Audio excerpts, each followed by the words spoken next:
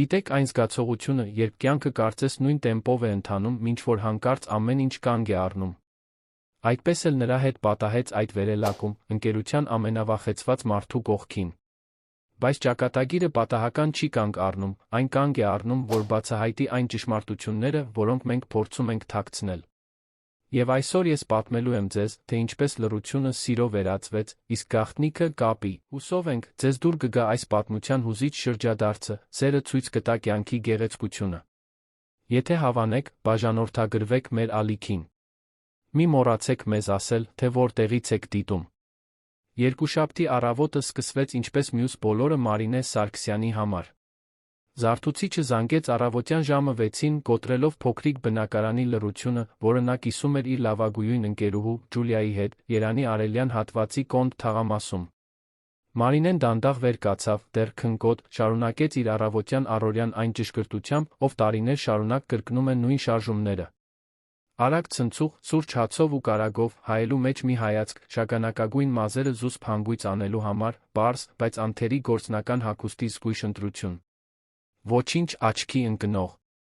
Ոչինչ, որ կարող էր անցանկալի հայացքներ գրավել։ 24 տարեկանում Մարինեն սովորել էր անտեսանելիության արվեստը։ Ալեքսանյան զարգացումներ ընկերության գրասենյակում, որը Երանի ամենամեծ շինարարական ընկերություններից մեկն էր, նա պարզապես մեկն էր վարչական բաժնի տասնյակ աշխատակիցներից։ Նա ժամանակին էր գալիս, քաղաքավարի ողջունում էր, իր առաջադրանքները կատարում անաղմուկ արդյունավետությամբ ժամանակին հեռանում։ Նա չէր մասնակցում սուրճի սենյակի բամբասանքներին, չէր ներգրավում կորպորատիվ դրամաներին, չէր սիրախաղում գործընկերների հետ, ովքեր երբեմն փորձում էին զրույց սկսել։ Մարինեն կղզի էր։ Եվ նրան դա դուր էր գալիս։ Կամ գոնե այդպես էր ասում ինքն իրեն։ Այդ երկուշաբթի, սակայն, ճակատագիրն այլ պլաններ ուներ։ 23 հարկանի հայելապատ շենքը, որտեղ գտնվում էր ընկերության գլխամասային գրասենյակը, հատկապես սարսափելի էր թվում Հայաստանի մայրաքաղաքի մոխրագույն երկնքի տակ։ Մարինեն մտավ մարմարյա նախասրահ, ամոթխած ժեստով ողջունեց անվտանգության աշխատակցին, շարժվեց դեպի վերելակները։ 4 վերելակ կար, բայց 3-ը զբաղված էին։ Նա համբերատար սպասեց վերջինի դիմաց, դիտելով, թե ինչպես են թվային համարները բռնկվում ու հանգչում, երբ վերելակը բարձրանում ու իջնում էր։ Երբ դռները բացվեցին, Մարինեն մտավ, առանց հետ նայելու։ Սեղմեց 12-րդ հարկի կոճակը, որտեղ գտնվում էր իր գրասենյակը, հենվեց կողային պատին, ինչպես միշտ անում էր։ Հենց այդ ժամանակ նա լսեց անսխալական ձայն, անիվների շփումը մարմարյա հատակին։ Նա շրջվեց, տեսավ մի տղամարդու էլեկտրական սայլակով, մտնում էր վերելակ։ Նա բարձրահասակ էր, նույնիսկ նստած դա նկատելի էր, լայն ուսերով, որոնք կատարելապես լցնում էին մուգ մոխրագույն, կատարյալ կարված կոստյումը։ Դեմքը անկյունավոր էր, արտահայտված գծերով, հստակ ծնոտով, մուգ աչքերով, որոնք կարծես կրում էին աշխարհի ծանրությունը։ Ծմազերը հետ էին սանրված գելով, նրա կեցվածքում կար մի կարծրություն, որը գերազանցում էր ֆիզիկական սահմանափակումը։ Մարինեն անմիջապես ճանաչեց նրան։ Լոն Ալեքսանյանը։ Ընկերության սեփականատերը։ Ամբողջ շենքի ամենասարսափելի մարդը։ Ասում էին, որ նա երբեք չի ժպտում, որ աշխատակիցներին աշխատանքից ազատում է առանց թարթելու, որ հանդիպումներ է անցկացնում ինչպես գեներալը, զորքերին հրամայելով։ Նա ասում էին, որ նա մեկուսացած է ապրում վերջին հարկում, հազվադեպ է երում միջանցքներում։ Եվ հիմա նա այնտեղ էր, նրանից մի քանի սանտիմետր հեռավորության վրա, այդ փակ տարածքում։ Մարինեն զգաց, թե ինչպես է սիրտը արագանում։ Նա ավելի ուժեղ սեղմվեց պատին, փորձելով հնարավորինս քիչ տեղ զբաղեցնել։ Լոնը չնայեց նրան։ Նրա մատները ճշգրտությամբ շարժվեցին վահանակի վրա, սեղմելով 23-րդ հարկի կոճակը։ Դռները փակվեցին նուրբ էլեկտրոնային սուլոցով, վերելակը սկսեց բարձրանալ։ Լռությունը ջնշող էր։ Մարինեն կարող էր լսել իր շունչը, վերելակի շարժիչի աննկատ ձայնը, նրա կոստյումի գործվածքի գրեթե աննկատ շրշյունը, երբ նա կարգավորեց սայլակի դիրքը։ Նա աչքերը հառել էր թվային համարներին, մտքով հաշվելով հարկերը։ 10, 11, 12։ Դռները կբացվեին, նա դուրս կգար, այդ ամոթալի պահը կավարտվեր։ Բայց այդպես չեղավ։ Երբ վերելակը հասավ 12-րդ հարկին, կտրուկ ցնցում եղավ։ Լույսերը թարթեցին։ Թվային համարները սառեցին։ Եվ հետո ամեն ինչ կանգ առավ։ Լռությունը, որը նախկինում ճնշող էր, դարձավ բացարձակ, խախտվելով միայն թույլ էլեկտրական ձայնով, որը գալիս էր մեքենայի խորքից։ Մարինեն աչքերը լայն բացեց։ Նա նորից սեղմեց իր հարկի կոճակը։ Ոչինչ։ Սեղմեց արտակարգ կոճակը։ Կարմիր լույս թարթեց, բայց ձայն չլսվեց։ Փորձեց դռները բացել ձեռքերով, ուժով հրելով, բայց դրանք մնացին ամուր փակված։ Նրանք արգելափակված էին։ Նա շրջվեց դեպի լոնը, սպասելով որե արձագանքի, որե ուղղորդման։ Ի վերջո, նա շենքի սեփականատերն էր։ Բայց տղամարդը մնաց անտարբեր, նայելով վահանակին մի արտահայտությամբ, որը մոտ էր ձանձրույթին։ Նրա մատները թեթակի թմբկահարեցին սայլակի բազկաթոռին, նա երկար հառաչեց, կարծես դա պարզապես մեկ անհարմարություն լիներ անհանգստությունների երկար ցուցակում։ Մարինեն, մյուս կողմից, զգաց, թե ինչպես է խուճապը սկսում բարձրանալ իր կոկորդով։ Նա չէր սիրում փակ տարածքներ։ Երբեք չէր սիրել։ Եվ հիմա նա փակված էր մետաղական տուփի մեջ, տասնյակ մետրերով բարձրությունից կախված, իր երբե ճանաչած ամենասարսափելի մարդու հետ։ Հենց այդ ժամանակ զանգեց նրա բջջային հեռախոսը։ Կտրուկ զանգը կոտրեց լռությունը որոտի պես, ստիպելով նրան ցնցվել։ Մարինեն դողացող ձեռքերով վերցրեց հեռախոսը, էկրանին տեսավ Ջուլիայի անունը։ Առանց մտածելու, պատասխանեց։ Ջուլիա, չես հավատա, մրմնջաց Մարինեն, շրջվելով դեպի վերելակի անկյունը ցածրացնելով ձայնը, կարծես դա կարող էր որոշակի գաղտնիություն ստեղծել։ Ես վերելակում եմ մնացել։ Մնացել։ Ինչպես մնացել։ Ընկերուհու ձայնը բարձր ուրախ հնչեց հեռախոսի մյուս կողմից։ Վերելակը կանգ է առել։ Խափանվել է։ Ես այստեղ սպասում եմ, որ սպասարկող անձնակազմը գա շտկի։ Աստված իմ, Մարի։ Միայնակ ես։ Մարինեն վարանեց։ Նրա աչքերը արագորեն շեղվեցին դեպի լոնը, ով շարունակում էր նայել վահանակին, կարծես նա գոյություն չուներ։ Այո, պատասխանեց, որոշելով, որ տեխնիկապես չի ստում։ Նա այնքան անտարբեր էր նրա ներկայության նկատմամբ, որ կարող էր իսկապես միայնակ լինել։ Ջուլիան դրամատիկ հառաչեց։ Ախր, քանի որ դու այնտեղ մնացել ես, թույլ տուր պատմեմ, թե ինչ եղավ երեկ երեկոյան երեկույթին։ Չես հավատա։ Ես մի տղայի հանդիպեցի։ Մի անհավանական տղայի։ Գեղեցիկ, զվարճալի, հետաքրքիր։ Եվ մենք ամբողջ գիշեր խոսեցինք։ Մարինեն զգաց, թե ինչպես են իր ուսերը մի փոքր թուլանում։ Ընկերուհու ձայնը նորմալության կետ էր այդ պահի քաոսի մեջ։ Շատ լավ է, Ջու։ Ուրախ եմ քեզ համար։ Բայց սպասիր, դեռ չի ավարտվել։ Մենք համբուրվեցինք։ Եվ դա հիասքանչ էր։ Կինոյի համբույրի պես, գիտես։ Եվ նա ինձ խնդրեց նորից դուրս գալ։ Բայց հետո ես սկսեցի մտածել։ Իսկ եթե նա միայն մի բան է ուզում։ Օրինակ, գիտես։ Սեքս։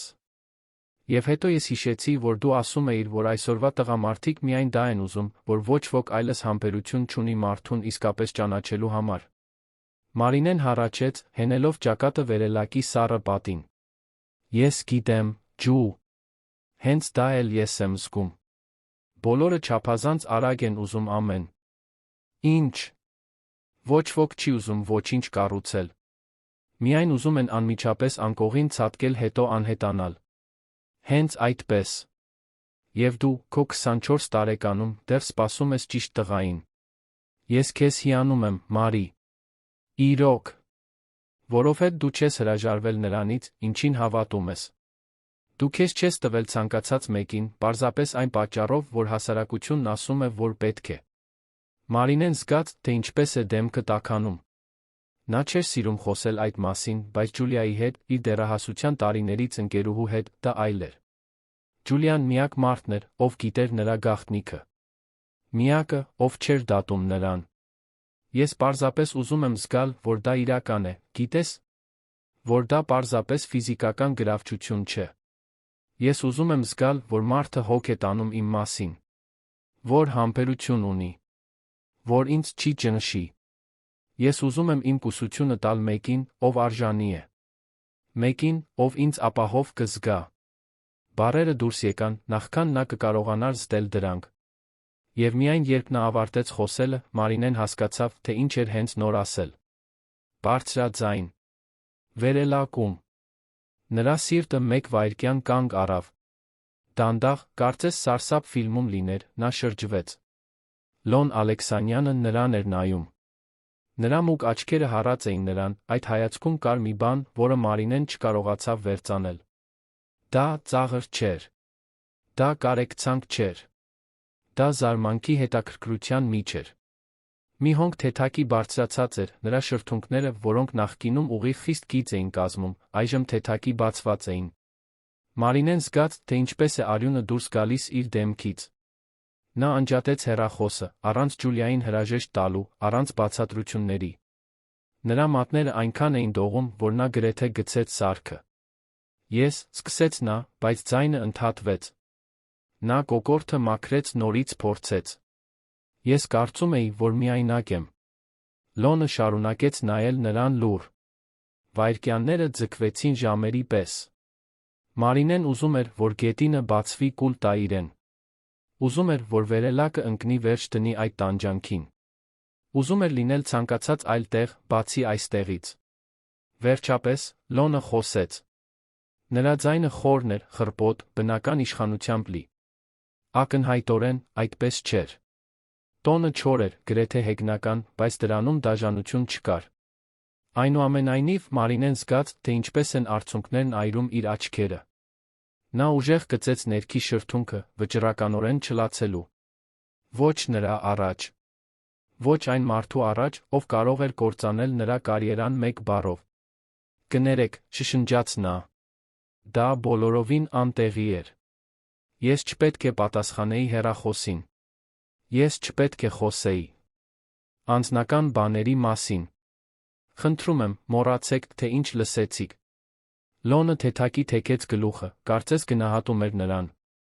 Մոռանալ, կրկնեց նա, նրա տոնի մեջ կար գրեթե զվարճալի մի բան։ Չեմ կարծում, որ հնարավոր է մոռանալ այդքան։ Անկեղծ խոստովանություն։ Մարինեն փակեց աչքերը։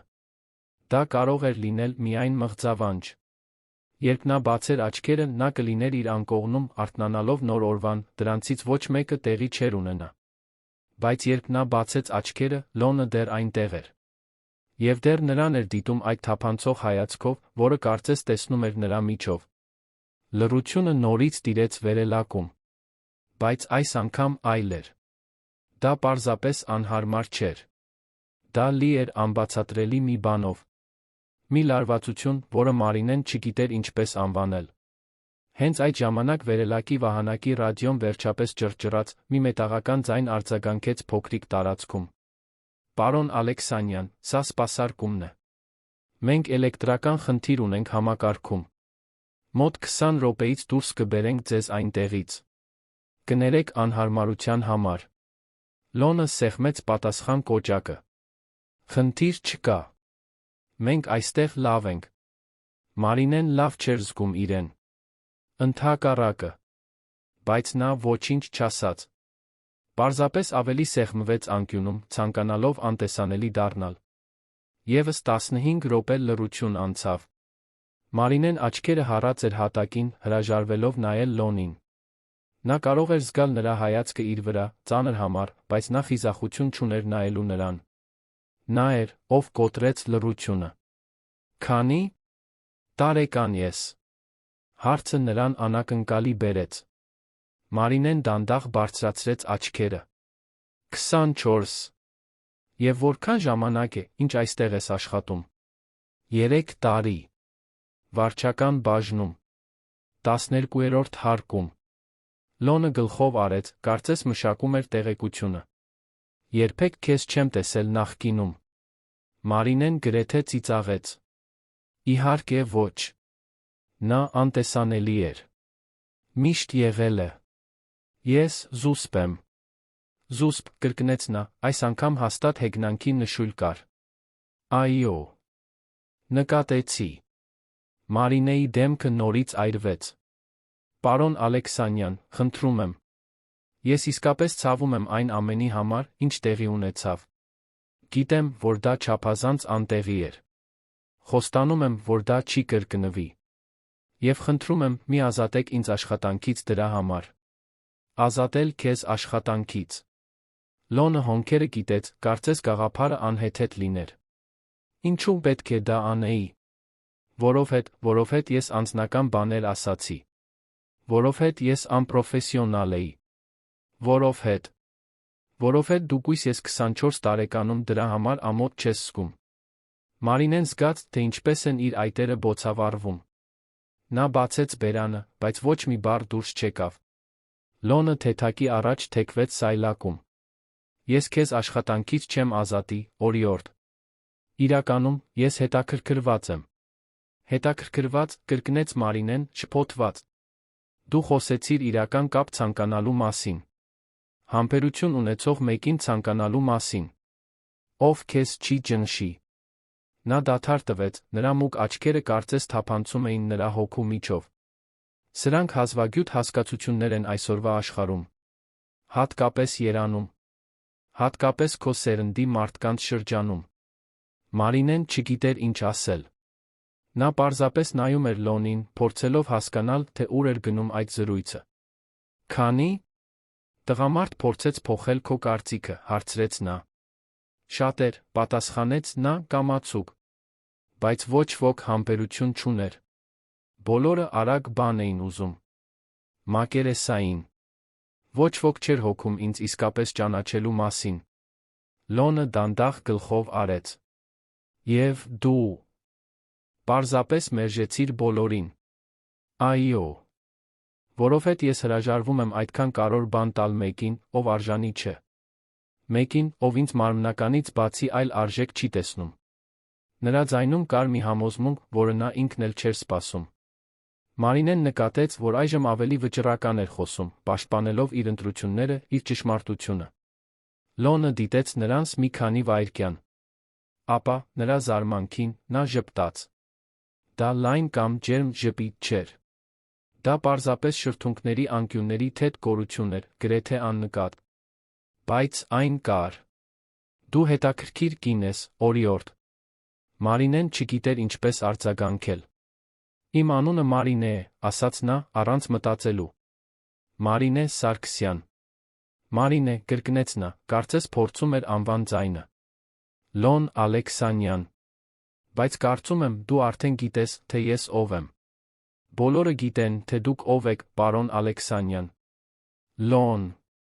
Կարող ես ինձ Լոն կոչել։ Մարինեն թարթեց աչքերը, զարմացած։ Չեմ կարծում, որ դա տեղին է։ Նա ուսերը թոթվեց։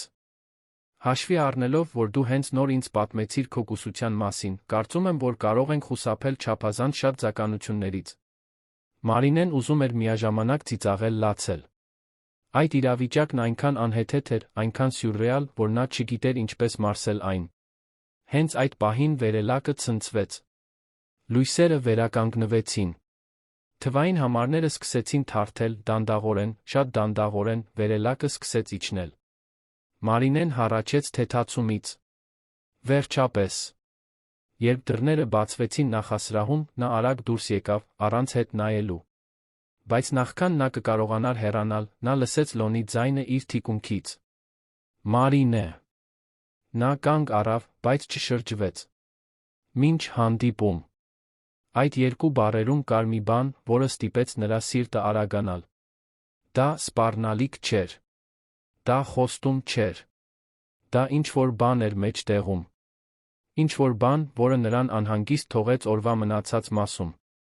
Հաջորդ օրերին Մարինեն ամեն կերպ փորձում էր խուսափել Լոնին նորից հանդիպելու ցանկացած հնարավորությունից։ Նա փոխեց իր առօրյան, սկսեց ավելի շուտ գալ, աստիճաններ օգտագործել վերելակների փոխարեն, խուսափել գլխավոր միջանցքներից։ Ջուլիան նրան ռմբակոծում էր հարցերով, թե ինչ էր պատահել այն բանից հետո, երբ նա անջատեց հեռախոսը, բայց Մարինեն հրաժարվում էր մանրամասներ տալ։ Դա չափազանց նվաստացուցիչ էր։ Բայց նույն շաբաթվա հինգշաբթի օրը, երբ Մարինեն ավարտում էր որոշ փաստաթղթեր դասավորելը, նրա վերահսկիչը հայտնվեց դեմքին տարօրինակ արտահայտությամբ։ Մարինե, պարոն Ալեքսանյանը ուզում է խոսել քեզ հետ։ Հիմա։ Մարինեն զգաց, թե ինչպես է գետինը ոտքերի տակից անհետանում։ Ինչ։ Նա խնդրել է, որ դու բարձրանաս 23-րդ հարկ։ Նրա քարտուղարուհին արդեն սպասում է։ Մարինեն կուլ տվեց։ Փախչելու ճանապարհ չկար։ Դողացող ոտքերով նա գնաց վերելակների մոտ, լուր բարձրացավ 23 հարկ նրան դիմավորեց մի էլեգանտ քարտուղարուհի, ով նրան ապակե մարմարյա միջանցքով տարավ դեպի մի հսկայական սենյակ։ Լոնը նստած էր մուգ փայտից հսկայական սեղանի հետում, շրջապատված համակարգչային էկրաններով թղթերով։ Երբ Մարինեն մտավ, նա բարձրացրեց աչքերը ձեռքի շարժումով ազատեց քարտուղարուհուն։ Նստիր։ Մարինեն հնազանդվեց, նստելով սեղանի դիմացի կաշվե աթոռին։ Նրա ձեռքերը քրտնած էին։ Լոնը դիտեց նրան մի քանի վայրկյան նախքան խոսելը։ Ես շուրջ բոլորը չեմ խոսի։ Ես քեզ առաջարկ ունեմ։ Մարինեն թարթեց աչքերը։ Առաջարկ։ Այո։ Նա առաջ թեքվեց, արմունկները հենելով սեղանին։ Դու ինձ հետաքրքրեցիր։ Քո անկեղծությունը, քո ինքնաբուխությունը։ Հազվադեպ է հանդիպել իսկական մարդու։ Եվ ես ուզում եմ ավելի լավ հասկանալ։ Հասկանալ քեզ։ Մարինեն չգիտեր ինչ ասել։ Այսպիսով, ես առաջարկում եմ փոխանակում։ Դու ինձ կսովորեցնես ապրել որպես սովորական մարդ։ Ինձ ցույց կտաս քո աշխարհը։ Եվ ես քեզ ցույց կտամ իմը։ Ոչինչ դրանից բացի։ Պարզապես մի փորձ։ Մարինեն նրան էր նայում, անհավատալիորեն։ Ինչու՞։ Դա կանեիր։ Լոնը ժպտաց այդ գրեթե աննկատ ձով։ Որովհետ ես հետաքրքրված եմ։ Եվ որովհետ, անկեղծ ասած, իմ կյանքը ձանձրալի է։ Ինձ այլ բան է պետք։ Մարինեն պետք է հրաժարվեր։ Պետք է ասեր ոչ դուրս գար այդ սենյակից։ Բայց առաջարկում կար մի բան, նրա նայելու ձուն կար մի բան, որը արթնացրեց նրա սեփական հետաքրքրությունը։ Եվ հետո, առանց ճշգրիտ իմանալու, թե ինչու, նա լսեց իր սեփական ձայնը ասելով. Լավ։ Եթե ձեզ դուր է գալիս, մեկնաբանեք, թե ինչ եք կարծում մեր զույգի սիրավեպի մասին։ Մարինեն չքնեց այդ գիշեր։ Նա պառկած էր անկողնում, նայելով սենյակի առաստաղին, մտքով կրկնելով այդ անհեթեթ զրույցի յուրաքանչյուր բառը։ Ինչ էր նա հենց նոր ընդունել։ Փորձի փոխանակում Լոն Ալեքսանյանի հետ։ Ընկերության ամենահզոր մարդու հետ։ Մեկուսացած միլիոնատիրոջ հետ, ում բոլորը վախենում էին։ Եվ կոնկրետ ինչ էր նշանակում նրան ցույց տալ, թե ինչպես է ապրում սովորական մարդը։ Ջուլիան նկատեց, որ ինչ-որ բան այն չէ, հենց որ տուն եկավ, բայց Մարինեն մի պատրվակ հորինեց, ասելով, որ հոգնած է աշխատանքից։ Նա չէր կարող պատմել։ Դեռ ոչ։ Նույնիսկ ինքը չէր հասկանում, թե ինչ էր անում։ Ուրբաթ առավոտյան Մարինեն անհայտ համարից հաղորդագրություն ստացավ։ Դա կարճ էր ուղիղ։ Շաբաթ։ Ժամը 10 առավոտյան։ Ես կլինեմ քո շենքի դռան մոտ։ Հագիր հարմարավետ հագուստ։ Լոն։ Նա 3 անգամ կարդաց հաղորդագրությունը, զգալով նյարդայնության հուզմունքի խառնուրդ, որը ոչ մի իմաստ չուներ։ Դա խելագարություն էր։ Մաքուր խելագարություն։ Բայց առաջարկում կար մի բան, նրա նայելու ձում կար մի բան, որը արթնացրեց մի հետաքրքրություն, որը նա չէր կարող անտեսել։ Շաբաթ օրը Մարինեն արթնացավ սովորականից շուտ։ Երկար ցնցուղ ընդունեց, փորձելով հանգստացնել նյարդերը։ Հագավ պարզ ջինսե տաբատ, հիմնական սպիտակ բլուզ, հարմարավետ սպորտային կոշիկներ։ Ոչ մի դիմահարդարում, բացի մի քիչ թարթչաներկից։ Մազերը հավաքեց թափանցիկ պոչիկով։ Հայելու մեջ նայելով, նա տեսավ միայն Մարինեին։ Միշտ նույն Մարինեին։ Սովորական։ Զուսպ։ Ոչինչ հատուկ։ Երբ նա իջավ, ճիշտ ժամը 10-ին, նա շենքի դիմաց կայանված բմու տեսավ։ Վարորդը, միջին տարիքի մի տղամարդ, կոստյումով, բացեց հետի դուռը։ Ներսում Լոնը սպասում էր նրան։ Նա այլ էր։ Դեռ թանկարժեք հագուստ էր կրում, մուգ կապույտ պոլո վերնաշապիկ գործնական տաբատ, բայց նրա կեցվածքում ավելի հանգիստ մի բան կար։ Մազերը ավելի քիչ կոշտ էին, գրեթե բնականորեն խառնված։ Եվ երբ Մարինեն մտավ մեքենան, նա գլխի շարժումով ողջունեց նրան։ Բարի լույս, Մարինե։ Բարի լույս։ Նա տեղավորվեց նստատեղին, իրեն անտեղի զգալով այդ շքեղ մեքենայում։ Ու ենք գնում։ Դու ես որոշելու, պատասխանեց նա, թեթակի ժպիտով։ Հիշում ես։ Դու ես ինձ ցույց տալու քո աշխարհը։ Այսպիսով, որտեղ կանցկացներ սովորական մարդը շաբաթ առավոտը։ Մարինեն մի պահ մտածեց։ Պատասխանը բնականաբար եկավ. շուկայում։ Կոնդի շուկայում։ Այնտեղ եմ ես միշտ գնում շաբաթ օրերին մրգեր ու բանջարեղեն գնելու։ Լոնը թարթեց աչքերը, ակնհայտորեն զարմացած։ Շուկա։ Այո։ Դա բացօթյա վայր է, որտեղ մարդիկ թարմ մթերք են վաճառում։ Իրական ուտելիք։ Էժան համեղ։ Նա գլուխը թեքեց, մտածելով. երբեք շուկա չեմ գնացել։ Երբեք։ Մարինեն չկարողացավ թաքցնել զարմանքը ձայնում։ Նույնիսկ երեխա ժամանակ։ Ոչ։ Իմ ընտանիքը միշտ աշխատողներ է ունեցել, ովքեր գնումներն էին անում։ Եվ հետո, երբ Լոնը վարանեց, Մարինեն նկատեց, որ նա խուսափում էր հիշատակել սայլակը։ Հետո երբ դարձա այն, ինչ հիմա եմ, դադարեցի նման վայրեր գնալ։ Մարինեն կարեկցանքի նման մի բան զգաց, բայց գիտեր, որ դա վերջին բանն էր, ինչ նա կցանկանար։ Այսպիսով, այսօր առաջին անգամն է լինելու։ Էդուարդ, նա կանչեց վարորդին։ Կարող եք մեզ տանել Կոնդի շուկա։ Վարորդը Լոնին նայեց հետի հայելու միջոցով, սպասելով հաստատման։ Լոնը գլխով արեց։ Գնացինք։ 20 րոպե անց նրանք շուկայի գունագեղ աղմկոտ եռուզեռի մեջ էին։ Կրպակները ձգվում էին թաղամասերով, լի մրգերով, բանջարեղենով, պանրով, մսամթերքով, հագուստով, բույսերով, ծաղիկներով։ Տապակած խմորեղենի շաքարեղեգի հյութի հոտը տարածվում էր օդում։ Վաճառողները բղավում էին առաջարկներ։ Երեխաները վազվզում էին մարդկանց մեջ։ Դա կյանք էր։ Մաքուր պարզ։ Լոնը կանգնած էր սայլակում, դիտելով ամեն ինչ մի արտահայտությամբ, որը Մարինեն չէր կարողանում վերծանել։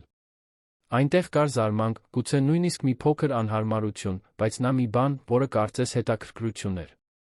Արի, ասաց Մարինեն, նրբորեն հրելով սայլակը։ Նա վարանեց, հասկանալով, թե ինչ էր անում։ Կարող եմ։ Լոնը նրան նայեց ուսի վրայով։ Կարող ես։ Նրանք դանդաղ շարժվեցին շուկայով։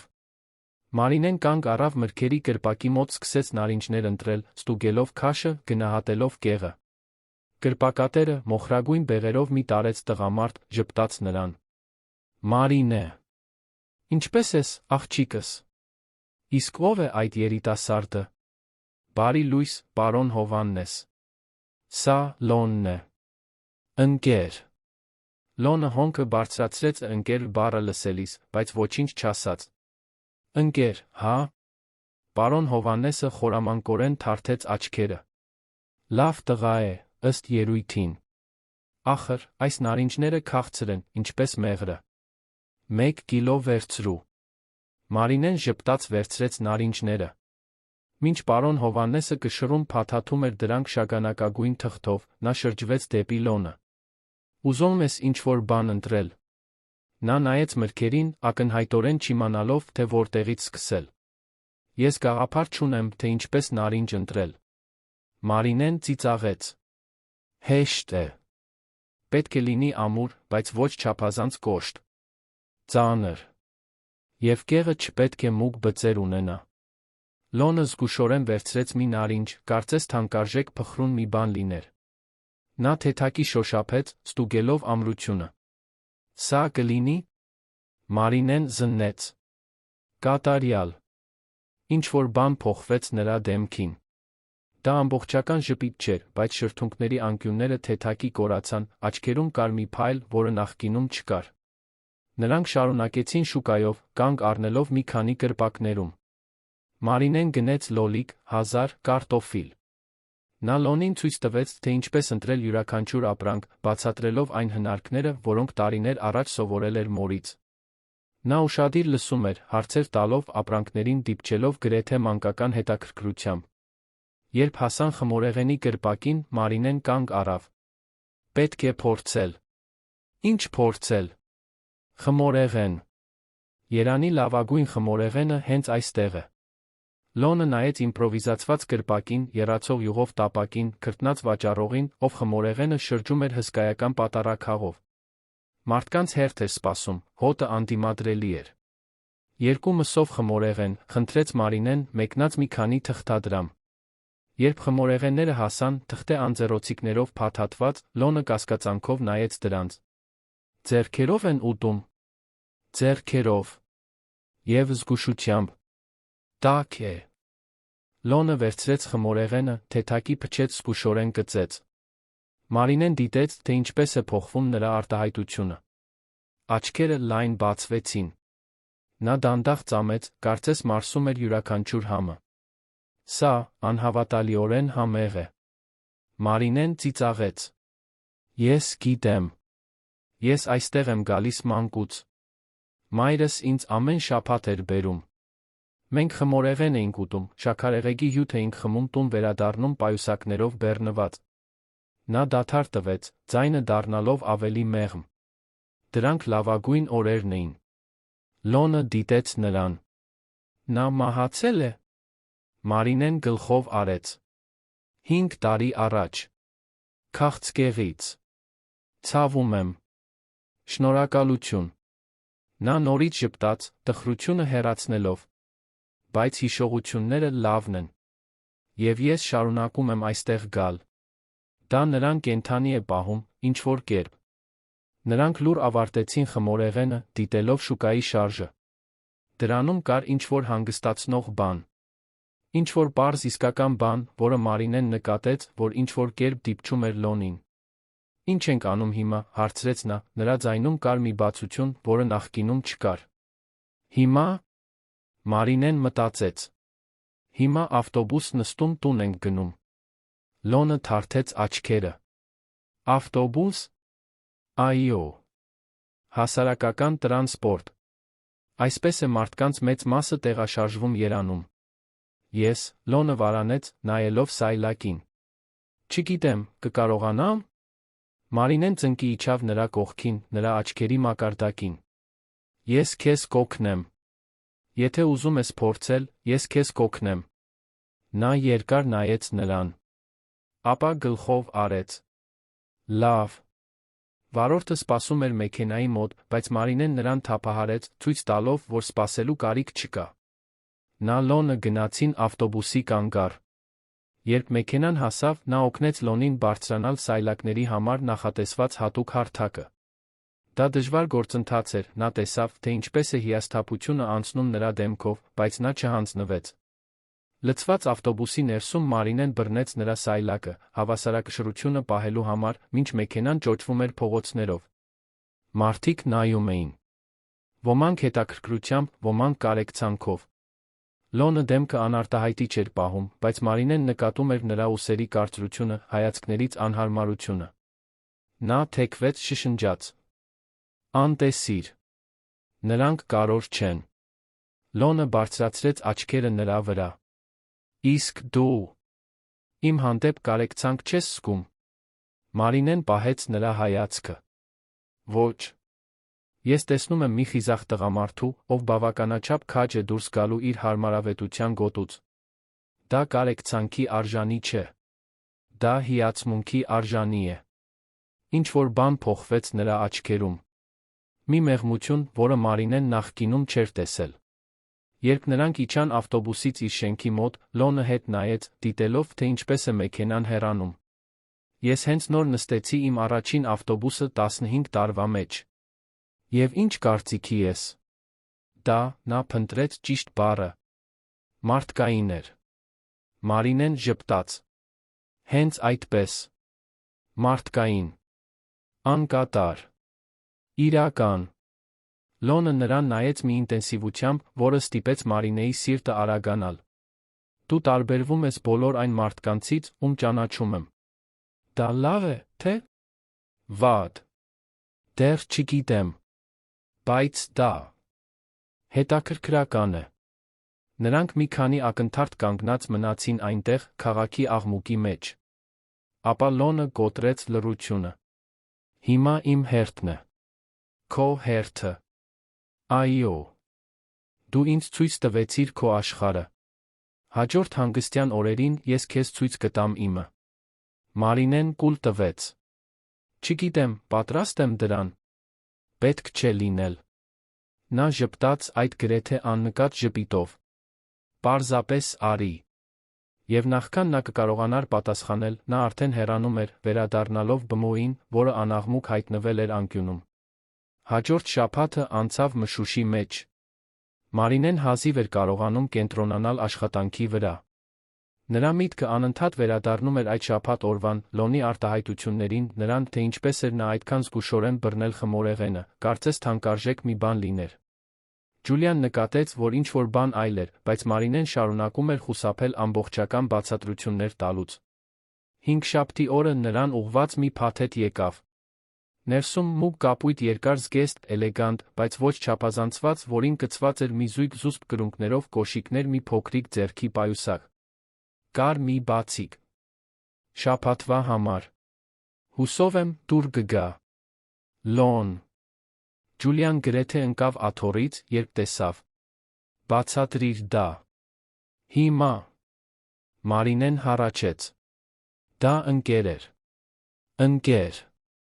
Ընկերները դիզայներական զգեստներ չեն։ Ուղարկում իրենց ընկերուհիներին։ Ո՞վ է նա։ Բարդ է, Ջուլ։ Պարզապես, վստահիր ինձ, լավ։ Ջուլիան երկար նայեց նրան։ Լավ։ Բայց եթե այդ տղան քեզ վիրավորի, ես վերջ կտամ նրան։ Շաբաթ օրը, երբ Մարինեն իջավ, հագած զգեստը իրեն տարօրինակ կերպով էլեգանտ միաժամանակ անտեղի զգալով, նա տեսավ, որ Լոնը սպասում է։ Այս անգամ նա կրում էր անթերի սմոքինգ, նրա աչքերում մի փայլ կար, երբ նա տեսավ նրան։ Դու հրաշալի տեսք ունես։ Մարինեն կարմրեց։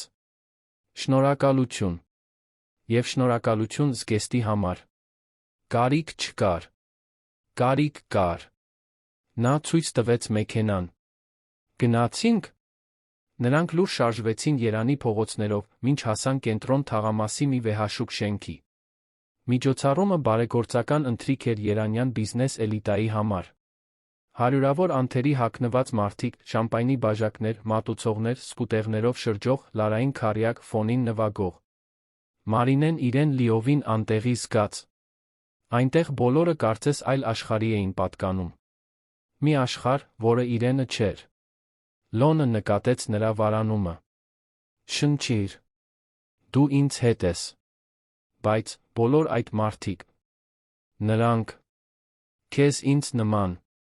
Պարզապես ավելի թանկ հագուստ են կրում։ Նա ժպտաց։ Մեծ մասը ձանձրալի է։ Ոմանք հետաքրքիր են։ Եվ բոլորը դատում են։ Բայց դու պետք է չմտածես, թե ինչ են մտածում։ Մարինեն փորձեց հավատալ դրան, ներս մտնելիս։ Մի քանի մարդ ողջունեցին Լոնին, ոմանք հարգանքով, ոմանք ակնհայտ կեղծավորությամբ։ Նա նրանց հեռացնում էր սառը քաղաքավարությամբ, երբեք երկար չմնալով ոչ մի զրույցում։ Բայց հետո, մինչ Մարինեն մի պահ մենակ էր, մի բաժակ ջուր վերցնելիս, նա լսեց երկու կնոջ խոսելիս իր մոտ։ Նրանք չնկատեցին, որ նա լսում էր։ Տեսա՞ր, թե ում է բերել Լոն Ալեքսանյանը, ասաց նրանցից մեկը, ձայնը լի թույնով։ Ո՞վ է դա։ Այնքան սովորական է թվում։ Մի ասա, պատասխանեց մյուսը։ Հավանաբար ինչ-որ քարտուղարուհի, ում հետ նա զվարճանում է։ Դու գիտես, թե ինչպիսին են այդ հարուստ տղամարդիկ։ Երբեմն սիրում են խաղալ սովորական մարդկանց հետ։ Բառերը հարվածեցին Մարինեին որովայնին հարվածի պես։ Նա զգաց, թե ինչպես են իր ձեռքերը դողում, ջրի բաժակը գրեթե սահեց իր մատներից։ Նա ուզում էր վազել այնտեղից, վերադառնալ իր փոքրիկ ապահով աշխարհը, որտեղ ոչ ոք չէր դատում իրեն դիզայներական հագուստ կամ կարևոր ազգանուն չունենալու համար։ Նա պատրաստվում էր թողնել բաժակը ինչ-որ սեղանի վրա հեռանալ, երբ իր կողքին ներկայություն զգաց։ Լոնը այնտեղ էր, նրա դեմքի արտահայտությունից պարզ էր, որ նա լսել էր ամեն ինչ։ Առանց մի բառ ասելու, նա բռնեց Մարինեի ձեռքը։ Նրա մատները միահյուսվեցին նրա մատներին, ամուր ջերմ։ Ապա նա նրան տարավ դահլիճի կենտրոն, որտեղ երկու կանայք դեռ խոսում էին։ Կներեք, ասաց Լոնը, նրա ձայնը սուր կտրում էր զրույցը։ Երկու կանանց ձայները ակնթարթորեն մարեցին։ Նրանք շրջվեցին, դեմքերը գունատվելով, երբ ճանաչեցին նրան։ Ցանկանում եմ ներկայացնել Մարինե Սարգսյանին, շարունակեց նա, նրա ձայնը բավականաչափ բարձր էր, որպեսզի շրջապատի մի քանի մարդ լսեին։ Ամենաարտասովոր կնոջը, ում երբե հանդիպել եմ։ Խելացի։ Իսկական։ Խիզախ։ Այն ամենը, ինչ դուք երկուստ երբեք չեք լինի։ Դրան հաջորդող լռությունը բացարձակ էր։ Երկու կանայք բացեցին փակեցին բերանները, ջրից դուրս եկած ձկների պես, չիմանալով ինչ ասել։ Լոնը շրջվեց դեպի Մարինեն, լիովին անտեսելով մյուսներին։ «Պարենք»։ Մարինեն, դեռ ցնցված, պարզապես գլխով արեց։ Նա նրան տարավ պարահրապարակ, նույնիսկ սայլակից, նա բռնեց նրա ձեռքը, ստիպեց նրան դանդաղ պտտվել երաժշտության ռիթմին։ Դա ավանդական պար չէր, բայց դա նրանցն էր։ Եզակի։ Հատուկ։ Երբ երաժշտությունն ավարտվեց, Մարինեն ժպտում էր։ Եվ առաջին անգամ, երբ նա մտել էր այդ սրահ, նա զգաց, որ հենց այնտեղ է, որտեղ պետք է լինի։ Շնորհակալություն, շշնջաց նա։ Լոնը ժպտաց։ Ինչու՞։ Ինձ պաշտպանելու համար։ Իմ համար չամաչելու համար։ Ամոթ։ Նա գլուխը թափահարեց։ Մարինե, դու այս վայրի ամենաիրական մարդն ես։ Մյուս բոլորը դիմակներ են։ Դու իսկական ես։ Եվ դա ավելին արժե, քան այս սենյակի բոլոր ազգանուններն ու բանկային հաշիվները։ Նրանք կանգնած մնացին այնտեղ, պարահրապարակի մեջտեղում, մինչ մյուս մարդիկ դիտում էին նրանց։ Բայց Մարինեն այլս չէր մտածում դրա մասին։ Որովհետև կյանքում առաջին անգամ ինչ-որ մեկը պաշտպանել էր իրեն։ Ինչ-որ մեկը աշխարհին ասել էր, որ նա արժեք ունի։ Եվ այդ ինչ-որ մեկը Լոն Ալեքսանյանն էր։ Ավելի ուշ այդ գիշեր, երբ Լոնը նրան տուն տարավ, նա մի քանի վայրկյան ավելի բռնեց նրա ձեռքը, նախքան բաց թողնելը։ Նույն ժամին հաջորդ շաբաթ օրը, հարցրեց նա։ Մարինեն ժպտաց։ Նույն ժամին։ Մինչ նա բարձրանում էր իր բնակարանը, իր սիրտը թեթ զգալով առաջին անգամ երկար ժամանակ հետո, Մարինեն սարսափելի բան նկատեց։ Նա սկսում էր ինչ-որ բան զգալ Լոնի հանդեպ։ Ինչ-որ բան, որը գերազանցում էր հետաքրքրությունը։ Ինչ-որ բան, որը միաժամանակ վախեցնում հուզում էր նրան։ Եվ նա գաղափար չուներ, թե ինչ անել դրա հետ։ Շաբաթ օրերը դարձան Մարինեի շաբաթվա գագաթնակետը։ Յուրաքանչյուր հանդիպման ժամանակ նա հայտնաբերում էր Լոնի նոր շերտ, այն մարդու նոր կողմ, ում բոլորը համարում էին սառը անողոք։ Նրա հետ նա այլ էր։ Ծիծաղում էր վատ կատակներից։ Անկեղծ հարցեր էր տալիս նրա կյանքի մասին։ Ուշադիր լսում էր յուրաքանչյուր պատմություն, որը նա պատմում էր Կոնդում իր մանկության, իր մոր, իր ունեցած պարզ երազանքների մասին։ Իսկ Մարինեն իր հերթին սկսեց տեսնել սայլակից այն կողմ, իշխանությունից ու փողից այն կողմ։ Նա տեսավ խորապես մենակ մի մարդու, վիրավորված մի բանից, որը նա դեռ չէր պատմել, բայց որը նա կարող էր զգալ իր խոսքերի դադարներում, այն պահերին, երբ նրա հայացքը կորչում էր ինչ-որ հեռավոր վայրում։ Հոկտեմբերյան մի շաբաթ օր էր, առաջին հանդիպումից գրեթե 2 ամիս անց, որ ամեն ինչ վերջնականապես փոխվեց։ Լոնը նրան հրավիրեց ճաշելու իր պենթհաուսում։ Մարինեն վարանեց, իմանալով, որ մտնել նրա անձնական տարածք, անտեսանելի գիծ հատել էր։ Բայց նա ընդունեց։ Պենթհաուսը այն ամենն էր, ինչ Մարինեն պատկերացնում էր ավելին։ Հատակից առաստաղ ապակիներ, Երանի համայնապատկերային տեսարանով։ Մինիմալիստական դեկոր մոխրագույն սպիտակ երանգներում։ Ամեն ինչ կատարելապես կազմակերպված, անթերի մաքուր։ Բայց սառը։ Այնտեղ կյանք չկար։ Լոնը նկատեց նրա հայացքը։ Ես գիտեմ։ Ցուցասրահի է նման, ոչ թե տան։ Մարինեն քայլեց դեպի պատուհանը, դիտելով քաղաքը ներքում։ Երբ է վերջին անգամ այստեղ հյուր ունեցել։ Լոնը լուռ մնաց այնքան երկար, որ Մարինեն մտածեց, որ նա չի պատասխանի։ Վերջապես, նա ասաց. 5 տարի։ Դու առաջին մարդն ես, ով այդ ժամանակից ի վեր մտել է այստեղ։ Մարինեն շրջվեց դեպի նրան։ Ինչու՞։ Որովհետև դժբախտ պատահարից հետո, սայլակից հետո ես դադարեցի ուզել, որ մարդիկ ինձ տեսնեն։ Ես դադարեցի ուզել ինձ տեսնել։ Մարինեն դանդաղ մոտեցավ, նստելով նրա սայլակի մոտի բազմոցին։ Ուզում ես խոսել դժբախտ պատահարի մասին։ Լոնը նայեց իր ձեռքերին, մատները ուժեղ միահյուսած։ Դա 7 տարի առաջ էր։ Ես մեքենա էի վարում։ Վերադառնում էի գործնական հանդիպումից։ Հոգնած էի, բայց կարծում էի, որ կարող եմ վարել։ Անձր էր սկսվել։ Ճանապարհները սայթաքուն էին։ Նա դադար տվեց, խորը շունչ քաշելով։ Ես կորցրի մեքենայի կառավարումը։ 3 անգամ շրջվեցի։ Երբ արթնացա հիվանդանոցում 2 շաբաթ անց, բժիշկներն ինձ ասացին, որ իմ ողնաշարը լրջորեն վնասվել է, որ ես այլս երբեք չեմ քայլի։ Մարինեն զգաց, թե ինչպես է կուրծքը սեղմվում։ Ցավում եմ։ Ես էլ։ Բայց դա միայն սայլակը չէ, Մարինե։ Նա վերջապես բարձրացրեց աչքերը նրա վրա։ Դժբախտ պատահարից առաջ ես այլ էի։ Դեռ կոշտ էի բիզնեսում, դեռ պահանջկոտ էի։ Բայց կյանք ունեի։ Ընկերների հետ էի դուրս գալիս։ Սիրահարվում էի։ Ժպտում էի։ Բայց հետո, երբ այսպես դարձա, ամեն ինչ փոխվեց։ Ինչպես փոխվեց։ Լոնը վարանեց, կարծես որոշում էր, թե որքան պետք է բացահայտի։ Կար մի կին։ Իզաբել։ Մենք 3 տարի միասին էինք։ Խոսում էինք ամուսնության մասին։ Ես կարծում էի, որ նա ինձ սիրում է։ Որ սիրում է այն մարդուն, ով ես էի, ոչ թե այն, ինչ ունեի։ Բայց դա ճիշտ չէր։ Ոչ։ Նա դառը ծիծաղեց։ Դժբախտ պատահարից հետո նա ինձ հետ մնաց մի քանի ամիս։ Այցելում էր հիվանդանոց, գեղեցիկ խոսքեր էր ասում։ Բայց ես տեսնում էի նրա աչքերում զզվանք,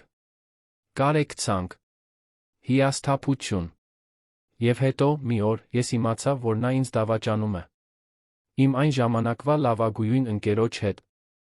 Երբ ես նրան բախվեցի, գիտես ինչ ասաց նա։ Մարինեն գլուխը թափահարեց, զգալով, թե ինչպես է զայրույթը աճում իր կրծքի մեջ։ Նա ասաց, որ չի կարող մնալ կիսատ մարդու հետ։ Որ ես այլս այն Լոնը չէի, ում նա ճանաչում էր։ Որ նա արժանի է լիարժեք մեկին։ Նա դադար տվեց, ձայնը դառնալով ավելի կոշտ։ Եվ ամենավատն այն է, որ նա ինձ հետ մնաց այդ ամիսները միայն այն պատճառով, որ սպասում էր իմ կարողության մի մասը իր հաշվին փոխանցելուն։ Նա մանիպուլյացիա էր արել փաստաթղթերի հետ, կեղծել ստորագրություններ։ Գողացել էր միլիոններ։ Մարինեն զգաց, թե ինչպես են արցունքներն այրում իր աչքերը։ Լոն։ Ես նրան մեղադրեցի։ Նա դատվեց։ Բայց վնասն արդեն հասցված էր։ Ոչ միայն ֆինանսապես։ Վնասը այստեղ էր։ Նա դիպավ իր կրծքին։ Ես սովորեցի, որ մարդիկ տեսնում են հաշմանդամություն, տեսնում են թուլություն։ Տեսնում են հնարավորություն։ Այսպիսով, ես պատեր կառուցեցի։ Բառացի փոխաբերական իմաստով։ Ես դադարեցի դուրս գալ։ Ես դադարեցի վստահել։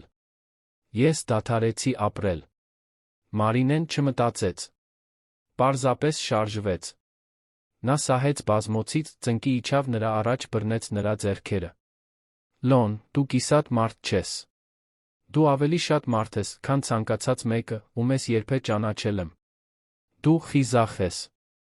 Խելացի։ Բարի, երբ ուզում ես լինել։ Եվ ցանկացած մարդ, ով չի կարողանում դա տեսնել, կույր է։ Լոնը նրան էր նայում, Մարինեն տեսավ ինչ-որ բան, որը կոտրվում էր այդ մուգ աչքերում։ Ինչ-որ բան, որն այնքան երկար էր փակված եղել, որ ցավալի էր տեսնել, թե ինչպես է այն վերջապես ազատվում։ Ինչու։ Ես դու տարբեր։ Ինչու։ Դու ինձ չես տեսնում այնպես, ինչպես նրանք են ինձ տեսնում։ Որովհետև ես սայլակին չեմ նայում, համոզված ասաց Մարինեն։ Ես քեզ եմ նայում։ Այն մարդուն, ով ժպտում է, երբ շուկայական խմորեղեն է ուտում։ Ով նարինջներ է ընտրում այնքան զգուշորեն, կարծես վիրահատություն լիներ։ Ով ինձ պաշտպանում է սարսափելի մարդկանց առաջ։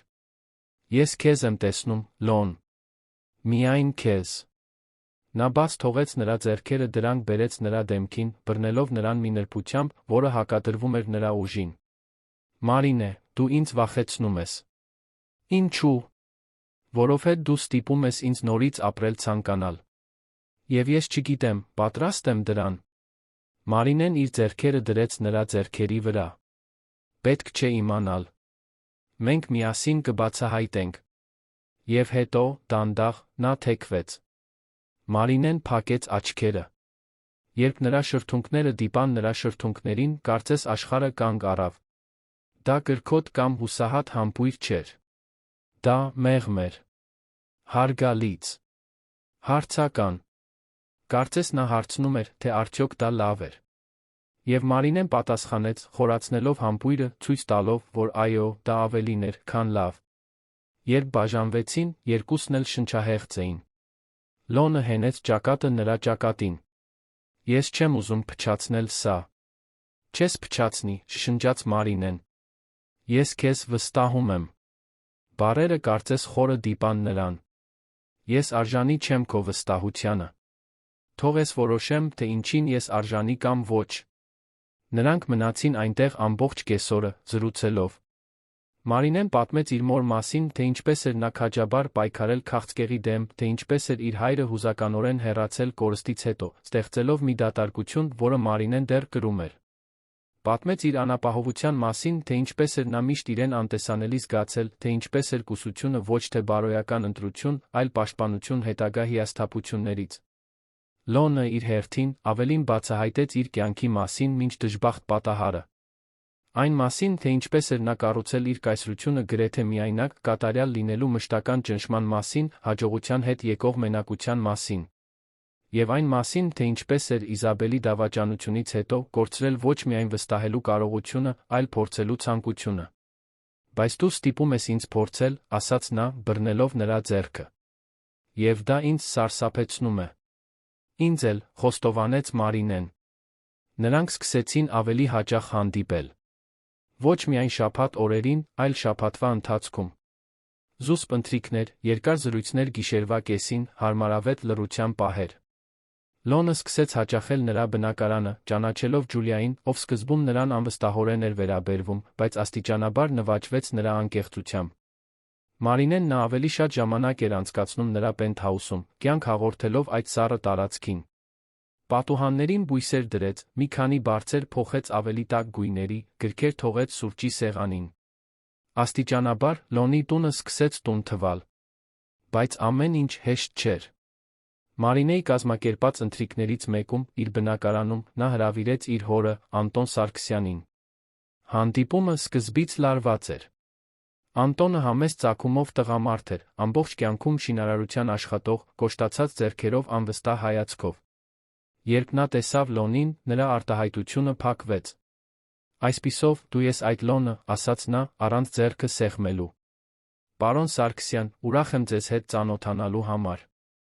Մարինեն նկատեց Լոնի անհարմարությունը, փորձեց թուլացնել լարվածությունը։ Հայրիկ, Լոնը։ Ես գիտեմ, թե ով է նա, կտրեց Անտոնը, աչքերը հառած Լոնին։ Մի հարուստ մարդ, ով հանկարծ հետաքրքրվում է իմ աղջկանով։ Ես հիմար չեմ, երիտասարդ։ Ես գիտեմ, թե ինչպես է ավարտվում նման պատմությունը։ Հայրիկ, բողոքեց Մարինեն։ Լոնը ձեռքը բարձրացրեց, լռություն խնդրելով։ Ոչ, Մարինե։ Նա իրավունք ունի պաշտպանող լինելու։ Նա ուղիղ նայեց Անտոնին։ Պարոն Սարգսյան, ես հասկանում եմ ձեր անվստահությունը։ Եթե ես աղջիկ ունենայի, ես էլ զգույշ կլինեի։ Բայց դուք պետք է իմանաք, որ Մարինեի հետ իմ մտադրությունը լուրջ է։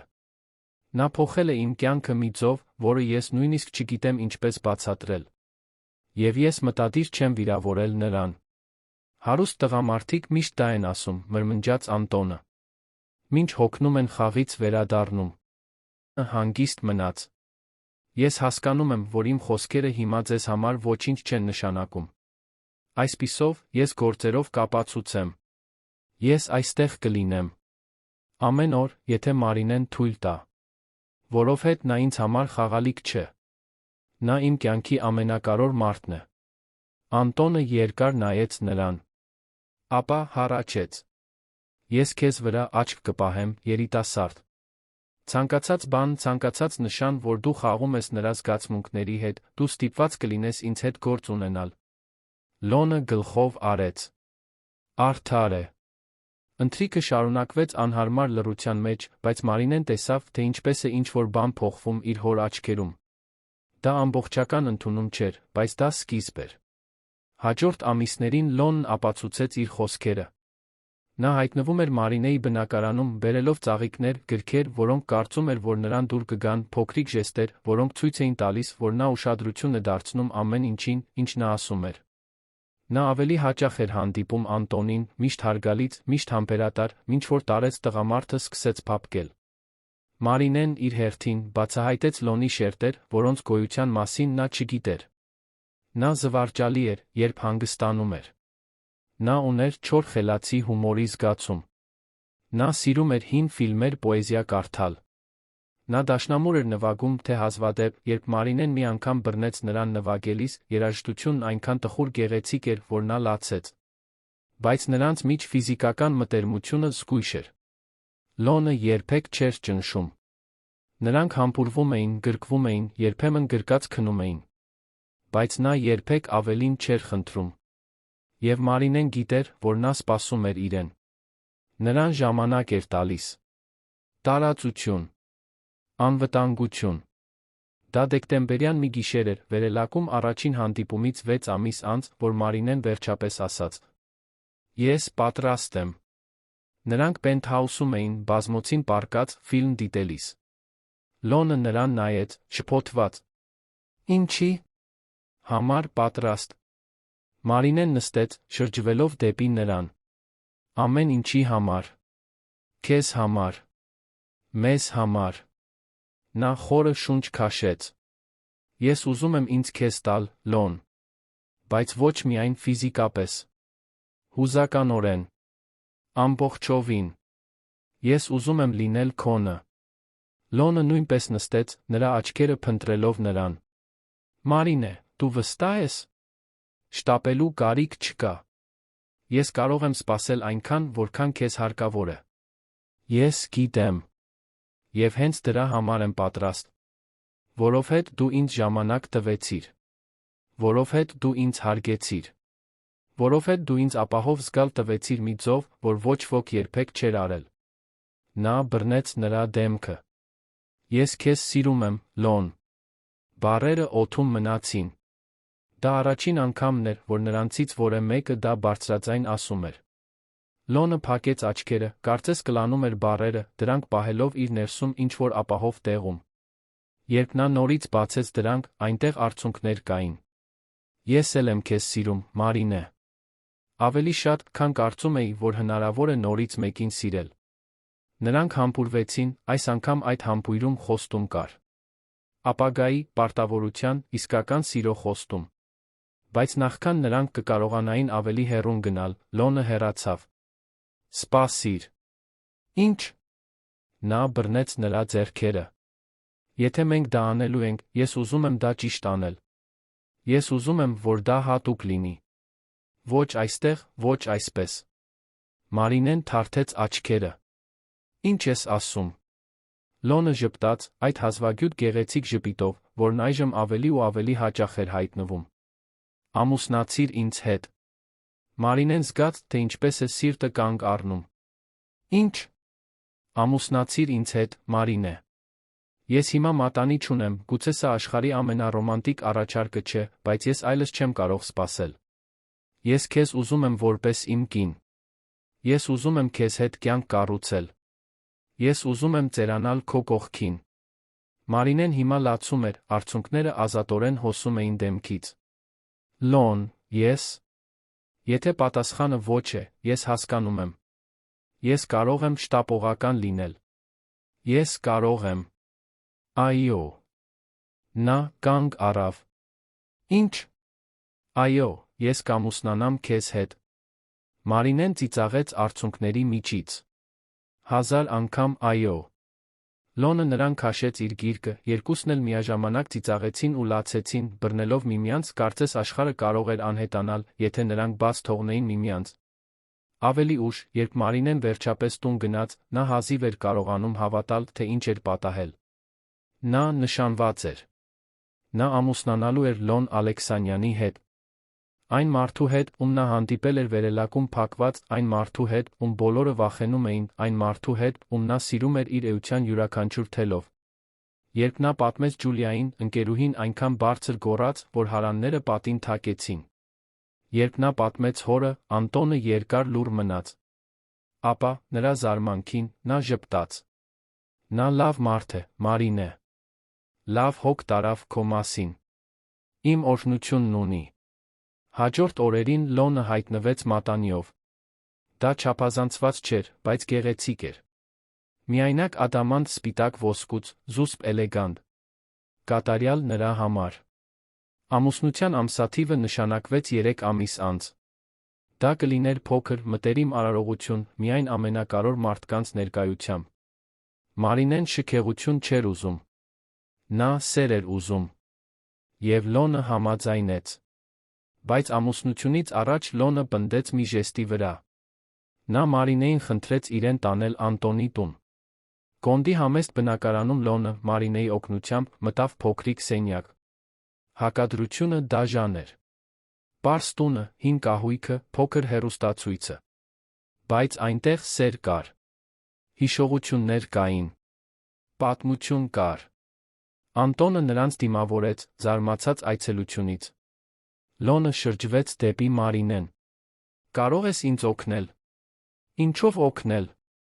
Նա խորը շունչ քաշեց։ Մեծ ջանքերով, հենվելով սայլակի բազկաթոռներին Մարինեի օգնությամբ, Լոնը շարժվեց մինչ խոհանոցի հատակին ծնկի իջնելը։ Դա ակնհայտորեն ցավոտ էր, բայց նա չհանձնվեց։ Պարոն Անտոն, ասաց նա, նրա ձայնը ամուր էր, չնայած ֆիզիկական ջանքերին։ Ես այստեղ եմ, պաշտոնապես խնդրելու ձեր դստեր ձեռքը։ Ես գիտեմ, որ ես այն չեմ, ինչ դուք պատկերացնում էիք նրա համար։ Ես գիտեմ, որ ես այլ աշխարհից եմ։ Բայց խոստանում եմ իմ ամբողջ էությամբ, որ ես կհոգամ նրա մասին։ Որ ես կսիրեմ նրան։ Որ ես կպատվեմ նրան իմ կյանքի ամեն օրը։ Անտոնը երկար նայեց խոհանոցում ծնկի իջած այդ մարդուն, հսկայական ջանքեր գործադրելով, չնայած սահմանափակումներին, ինչ-որ բան կոտրվեց նրա ներսում։ Նա նույնպես ծնկի իջավ, հասնելով Լոնի բարձրությանը։ Դու իմ օրհնությունն ունես, երիտասարդ։ Եվ ունես իմ հարգանքը։ Վեր կաց։ Դու արդեն բավականաչափ ապացուցել ես։ Մարինեն լացում էր։ Ջուլիան, ով ուղեկցում էր, լացում էր։ Նույնիսկ Լոնն ուներ արցունքներ աչքերում, մինչ Մարինեն օգնում էր նրան վերադառնալ սայլակը։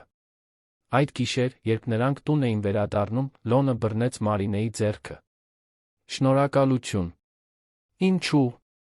Ինձ ցույց տալու համար, որ ես դեռ կարող եմ մարդ լինել նույնիսկ այս սայլակից։ Ինձ ստիպելու համար ավելի լավը լինել։ Ինձ սիրելու համար։ Մարինեն սեղմեց նրա ձեռքը։ Միշտ։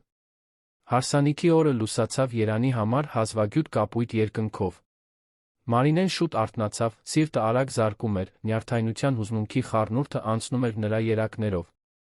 Ջուլիան նրա կողքին էր առաջին ժամից սկսած, օգնելով նրան պատրաստվել, կատակներ անելով լարվածությունը թուլացնելու համար, լացելով, երբ Մարինեն հագավ հարսանեկան զգեստը։ Զգեստը նա ինքն էր ընտրել, քաղաքի կենտրոնի մի զուսպ բուտիկում։ Այն չափազանցված չէր, չուներ մետրերով երկար քղանցք կամ չափազանց շատ քարեր։ Այն պարզ էր, էլեգանտ, մաքուր սպիտակ գույնի, որը գեղեցիկ կերպով հակադրվում էր նրա շագանակագույն մազերին, թափանցիկ ալիքներով։ Վարագույրը կարճ էր, միայն մինչ ուսերը, ձեռքերում նա կրում էր սպիտակ վարդերի դաշտային ծաղիկների փունջ։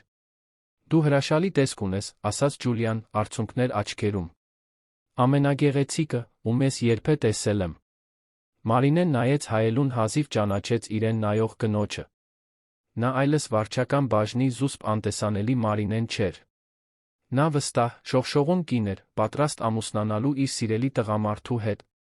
Արարողությունը պետք է տեղի ունենար բուսաբանական այգու փոքրիկ սրահում, բնությամբ շրջապատված մտերիմ վայրում, որտեղ ներկա էին ընդամենը 50 հյուր։ Մի կողմից Լոնի գործարարներն ու գործընկերները, անթերի հագնված։ Մյուս կողմից Կոնդի հարանները, Մարինեի գործընկերները, պարզ մարդիկ, իրենց լավագույն հագուստներով։ Եվ կենտրոնում, այդ երկու աշխարհները միացնելով, սերն էր։ Երբ Մարինեն մտավ սրահ, հոր ուղեկցությամբ, բոլորը շրջվեցին։ Բայց նա միայն Լոնի աչքերն էր տեսնում։ Նա առջում էր, պարզ զարդարված խորանի կողքին, երբ նա տեսավ նրան, նրա ամբողջ դեմքը փոխվեց։ Նա սառը անողոք միլիոնատերը չէր։ Նա պարզապես սիրահարված մարդ էր, տեսնելով իր կյանքի կնոջը քայլող դեպի իրեն։ Անտոնը ամուր բռնեց դստեր ձեռքը, մինչ նրանք քայլում էին։ Երբ նրանք հասան առջ, նա թեքվեց համբուրեց Մարինեի ճակատը։ Երջանիկ եղիր, աղջիկս։ Կլինեմ, հայրիկ։ Նա ժպտաց արցունքների միջից։ Խոստանում եմ։ Անտոնը շրջվեց դեպի Լոնը ձեռքը մեկնեց։ լավ հոգ տար նրա մասին։ Լոնը սեղմեց տղամարդու ձեռքը։ Իմ կյանքով։ Արարողությունը վարեց մի արարողապետ, ում Մարինեն Լոնը միասին էին ընտրել։ Խոսքերը պարզ էին, բայց խորը խոսելով միության, հարգանքի, համբերության իսկական սիրո մասին։ Խոսեց այն մասին, թե ինչպես էին երկու տարբեր աշխարհների մարդիկ հանդիպել ամենաանհավանական պահին կառուցել արտասովոր մի բան։ Երբ եկավ խոստումների պահը, Լոնը բռնեց Մարինեի ձեռքերը, սկսեց խոսել, նրա ձայնը ամուր էր, բայց լի հույզերով։ Մարինե, 7 ամիս առաջ դու մտար իմ վերելակը, առանց իմանալու, մտար իմ կյանք։ Ես կորած դառը մարդ էի, համոզված, որ երբեք այլս ոչինչ չեմ զգա, բացի մենակությունից, ցավից։ Բայց դու ամեն ինչ փոխեցիր։ Դու ինձ ցույց տվեցիր, որ կյանքը չի ավարտվել, երբ իմ մարմինը ձախողեց։ Դու ինձ նորից ժպտալ սովորեցրիր։ Նորից ապրել։ Նորից սիրել։ Եվ այսօր, այստեղ բոլորի առաջ, ես խոստանում եմ իմ կյանքի մնացած մասը նվիրել այն վերադարձնելուն, ինչ դու ինձ տվեցիր։ Խոստանում եմ սիրել քեզ լավ-վատ օրերին։ Խոստանում եմ հարգել քեզ, պատվել քեզ ծիծաղեցնել, նույնիսկ երբ ամեն ինչ դժվար թվա։ Խոստանում եմ լինել այն մարդը, ում դու արժանի ես։ Ոչ թե որովհետև ես կատարյալ եմ, այլ որովհետև քեզ հետ ես ուզում եմ ավելի լավը լինել։ Դու իմ լույսն ես, Մարինե։ Եվ ես անչափ շնորհակալ եմ, որ դու ընտրեցիր ինձ սիրել։ Մարինեն հիմա բացահայտ լացում էր, ինչպես հյուրերի կեսը։ Նա ազատ ձեռքով սրբեց արցունքները, խորը շունչ քաշեց, նախքան իր սեփական խոստումները սկսելը։ Լոն, երբ ես քեզ հանդիպեցի, դու ինձ վախեցրիր։ Ոչ թե քո դիրքի կամ իշխանության պատճառով, այլ որովհետև դու ինձ տեսնում էիր։ Իրոք տեսնում էիր։ Մի աշխարհում, որտեղ ես աննկատ էի անցնում, դու ինձ նկատեցիր։ Եվ երբ ես կարծում էի, որ ամոթից կմեռնեմ, որ դու լսել ես իմ ամենամտերիմ զրույցը, դու ինձ հետ վարվեցիր հարգանքով, հետաքրքրությամբ։ Դու երբեք ինձ չդատեցիր։ Երբեք ինձ չճնշեցիր։ Դու ինձ ժամանակ, տարածություն, անվտանգություն տվեցիր։ Եվ այդ ընթացքում դու ինձ ցույց տվեցիր, թե ինչ է իսկական սերը։ Դա շտապելու մասին չէ։ Դա կատարելության մասին չէ։ Դա ներկա լինելու մասին է։ Դա մարդուն ամեն օր ընտրելու մասին է, նույնիսկ երբ դժվար է։ Լոն, դու չես սահմանվում քո սայլակով։ Դու սահմանվում ես քո քաջությամբ, քո խելքով, քո բարությամբ, երբ կարծում ես, որ ոչ ոք չի նայում։ Եվ ես խոստանում եմ այսօր միշտ սիրել քեզ հենց այնպես, ինչպես կաս։ Խոստանում եմ լինել քո զուգընկերը, քո լավագույն ընկերուհին, քո ապահով նավահանգիստը։ Խոստանում եմ գեղեցիկ կյանք կառուցել քո կողքին, լի ծիծաղով, շուկայական խմորեղենով, պարզ պահերով, որոնք իրականում արտասովոր են։ Որովհետև քեզ հետ, նույնիսկ սովորականը դառնում է կախարդական։ Սրահում ոչ մի չոր աչք չկար։ Նույնիսկ լուրջ գործարարները զուսպ սրբում էին արցունքները։ Արարողապետը ժպտաց։ Ինչ շնորհված լիազորություններով ես ձեզ հայտարարում եմ ամուսին կին։ Կարող եք համբուրել հարսին։ Լոնը Մարինեին քաշեց իր կողքը, համբույրը խորն էր, լի խոստումներով, վկայված բոլոր նրանց կողմից, ովքեր սիրում էին նրանց։ Երբ նրանք բաժանվեցին, ծափահարությունները արձագանքեցին սրահում, խառնված սուլոցների երջանկության գոռոցների հետ։ Մարինեն Լոնը շրջվեցին դեպի հյուրերը, ձեռք ձեռքի տված, ժպտալով։ Եվ տարիներ շարունակ առաջին անգամ Լոնը բացահայտ ժպտում էր, անկեղծորեն երջանիկ։ Ընդունելությունը երկու աշխարհների կատարյալ խառնուրդ էր։ Կենդանի երաժշտություն, բայց նա սամբա, նվագված տեղական խմբի կողմից։ Բարդ ուտեստներ, պատրաստված հայտնի շեֆի կողմից, բայց նա բրիգադեյրոներ, բեյջինյոներ, շուկայական խմորեղեն, որոնք Մարինեն պնդել էր ներառել մենյուում։ Մարդիկ ազատորեն շրջում էին, գործարարները զրուցում էին կոնդի հարանների հետ, սոցիալական արգելքները քանդվում էին ուրախության սիրո մթնոլորտի կողմից։ Անտոնը հուզիչ կենաց ասաց, խոսելով այն մասին, թե ինչպես էր ինքը սկզբում կասկածում Լոնին, բայց թե ինչպես էր տղամարդը ապացուցել իր արժեքը ոչ թե փողով, այլ բնավորությամբ։ Ջուլիան մեկ այլ զվարճալի կենաց ասաց, պատմելով Մարինեի դեռահասության տարիների ամոթալի պատմություններ, բոլորին ծիծաղեցնելով, ներառյալ հարսին։ Երբ եկավ առաջին պարի ժամանակը, Մարինեն նյարդայնացած էր։ Ինչպես պետք է նրանք պարեին։ Բայց Լոնը պլան ուներ։ Երաժշտությունը սկսեց նվագել, բրազիլական երգի դանդաղ ռոմանտիկ տարբերակ, Լոնը ձեռքը մեկնեց Մարինեին։ Նա բռնեց այն, նա նրան քաշեց իր գիրկը, ստիպելով նրան թեթակի նստել իր ծնկներին, մինչ նա նրբորեն պտտում էր սայլակը երաժշտության ռիթմին։ Մարինեն իր ձեռքերը դրեց նրա պարանոցի շուրջը, գլուխը դնելով նրա ուսին, նրանք միասին շարժվեցին, ստեղծելով իրենց սեփական պարիձը։ Եվ դա կատարյալ էր։ Պետք չէր ավանդական լինել։ Պետք էր լինել նրանցը։ Ժամերն անցան երջանկության մշուշի մեջ։ Ծիծաղներ, պարեր, գրկախառնություններ, լուսանկարներ։ Մարինեն զգաց, որ իր դեմքը ցավելու է այդքան ժպտալուց։ Բայց դա լավ ցավ էր։ Ամբողջովին, բացարձակապես։ Երջանիկ լինելու ցավը։ Երբ երեկույթը վերջապես ավարտվեց, հյուրերը սկսեցին հրաժեշտ տալ, Մարինեին Լոնին վարորդը տարավ կենտրոն թաղամասի բուտիկ հյուրանոց, որտեղ նրանք կանցկացնեին իրենց առաջին գիշերը որպես ամուսիններ, նախքան Դիլիջան մեկնելը, հանգիստ մեղրամիս անցկացնելու համար։ Սյուիտը գեղեցիկ էր, զարդարված վարդի թերթիկներով, մեղմ մոմերով։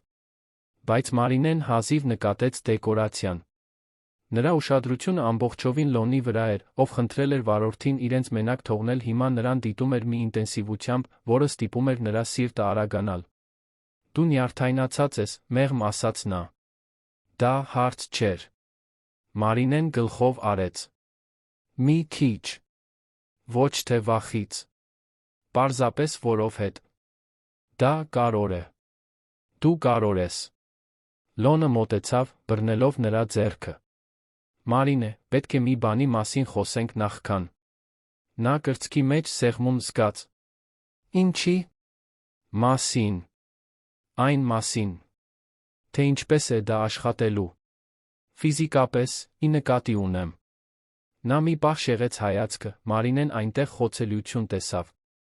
Սայլակը չի ազդում։ Որոշակի գործառույթների վրա։ Բայց դա այլ կլինի, քան դու կարող ես սպասել։ Դա կարող է անհարմար լինել։ Դա կարող է կատարյալ չլինել։ Մարինեն ծնկի իջավ նրա առաջ, նրա աչքերի մակարդակին։ Լոն, նայիր ինձ։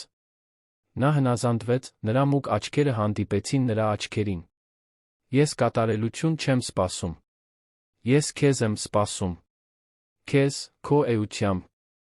Մենք միասին կբացահայտենք։ Առանց շտապելու։ Առանց ճնշման։ Միայն մենք երկուսս, սովորելով միմյանցից։ Եվ եթե անհարմար լինի, թող լինի։ Մենք միասին անհարմար կլինենք։ Ինչ-որ բան մեղմացավ նրա դեմքին։ Ինչպես ես միշտ իմանում, թե ինչ ասել։ Որովհետ ես քեզ սիրում եմ։ Այնքան պարզ է։ Լոնը նրան քաշեց համբույրի, այս անգամ դրանում կար մի շտապողականություն, որը նախկինում չկար։ Մարինեն պատասխանեց հավասար ինտենսիվությամբ, նրա մատները միահյուսվեցին նրա մազերին, նրա մարմինը սեղմվեց նրա մարմնին։ Երբ բաժանվեցին, երկուսն էլ շնչահեղձ էին։ Լոնը նրան նայեց աչքերի մեջ։ Վստահ ես։ Բացարձակ։ Այն, ինչ տեղի ունեցավ հետո, մի բան էր, որը Մարինեն հավերժ կպահի իր սրտում։ Դա ֆիլմերի պես չէր, դրամատիկ երաժշտությամբ կատարելապես խորեոգրաֆացված շարժումներով։ Դա իրական էր։ Որոշ պահերին անհարմար էր։ Նյարդային ծիծաղներ կային, երբ փորձում էին ճիշտ դիրքը գտնել։ Դադարներ կային շունչ քաշելու, կարգավորվելու, համոզվելու համար, որ լավ էին։ Բայց դա նա ամենագեղեցիկ բանն էր, ինչ Մարինեն երբեք զգացել էր։ Լոնը անverջ համբերատար էր, ուշադիր նրա յուրաքանչյուր արձագանքին, համոզվելով, որ նա հարմարավետ է յուրաքանչյուր քայլին։ Նրա ձեռքերը նուրբ էին, բայց ամուր, նրա խոսքերը մեղմ քաջալերող։ Նա նրան զգուշորեն առաջնորդեց, հարգելով յուրաքանչյուր սահման, նշելով յուրաքանչյուր փոքր առաջընթաց։ Եվ երբ վերջապես դա տեղի ունեցավ, երբ նրանց մարմինները առաջին անգամ միացան, ցավ չկար։ Կար միայն լիարժեքության զգացում, երկու հոգիների, վերջապես մեկ դառնալու։ Մարինեն նայեց Լոնի աչքերի մեջ, այնտեղ տեսավ մաքուր սեր։ Եվ այդ պահին նա գիտեր, որ ճիշտ ընտրություն էր կատարել։ Նա սպասել էր ճիշտ տղամարդուն։ Հետո նրանք միասին պառկած մնացին անկողնում, Մարինեն գրկված Լոնի թերում, նրա մատները նուրբ նախշեր գծում էին նրա կրծքին։ Լռությունը հարմարավետ էր, լի բավարարվածությամբ, խաղաղությամբ։ Լավ է, հարցրեց Լոնը, համբուրելով նրա գլխի վերը։ Ավելի քան լավ, պատասխանեց Մարինեն, ժպտալով։ Դա կատարյալ էր։ Դու կատարյալ էիր։